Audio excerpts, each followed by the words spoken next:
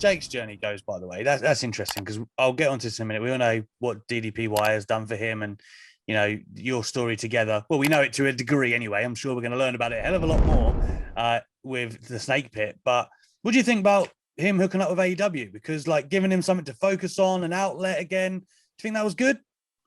I think it's amazing. Jake just wanted to feel wanted. WWE doesn't really call him to do anything. They'll call him when they want him to do stuff. They want to do an interview or they want to freaking complete some, feud or whatever. But Jake is wrestling royalty, and they just, they thank God they used him when we were going through the resurrection of Jake the Snake and going through that journey. But that was all a lead up to the Hall of Fame. Yeah. But after that, they didn't really use him.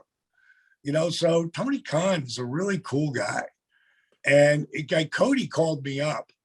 He's like my nephew, and he knows I'm going to shoot straight with him. And he said, is Jake really ready to come back to something like AEW? I said, absolutely. He goes, don't say anything to him. I knew about 3 months before it happened. Because Cody said, I got this idea, but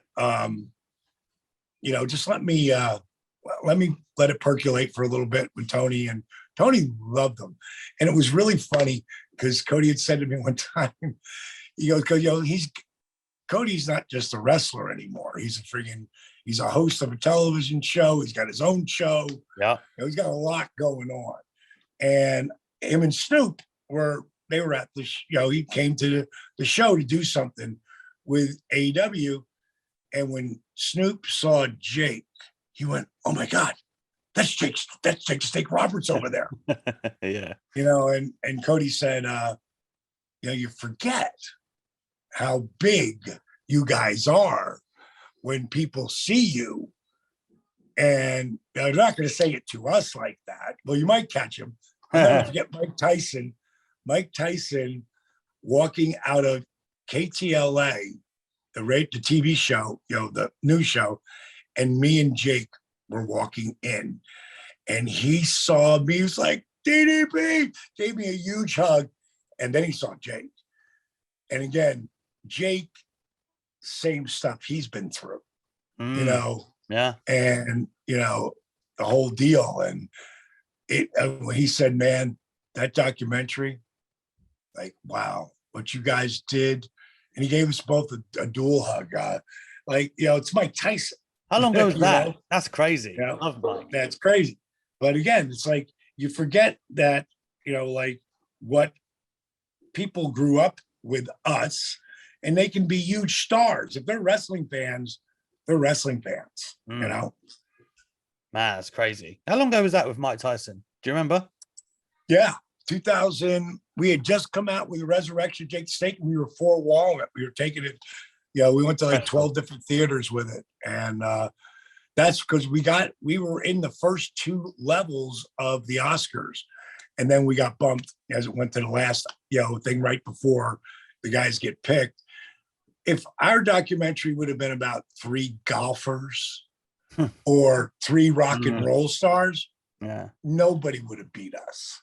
But it was wrestling, people still look down their nose at wrestling, and there's not a better inspirational comeback documentary on the planet than the Resurrection of Jake the Snake. Doesn't exist. I mean, if I have a choice of world title, Hall of Fame, Resurrection, and that's my only choice, I get one. Yeah. I'm thinking Resurrection every time. And the Hall of Fame and the first world title, I hold very high esteem in my journey. But taking Jake and being able to bring him back from the dead, and him to be able to walk away from the business. And he hasn't walked away because he's making more money than he's ever made in WWE. Because it isn't just a wrestling. He does the wrestling. We both are on Cameo all the time. We get plenty of people from that. He does his one-man show. He does autograph sessions. I mean, he's freaking hot commodity, man. Again, it's going to be 67 in May. And you can add a podcast to that as well in the coming months. Yeah, and now we're podcasting as well. And I think that we'll grab our audience. I think that people are going to check us out just to see what it's about. And to be perfectly honest, we don't talk about DDP Yoga that much. You know, it's in there, but it's not like in there. It's you know, where it comes up, and there's a commercial or whatever. But after that, it's just fucking us.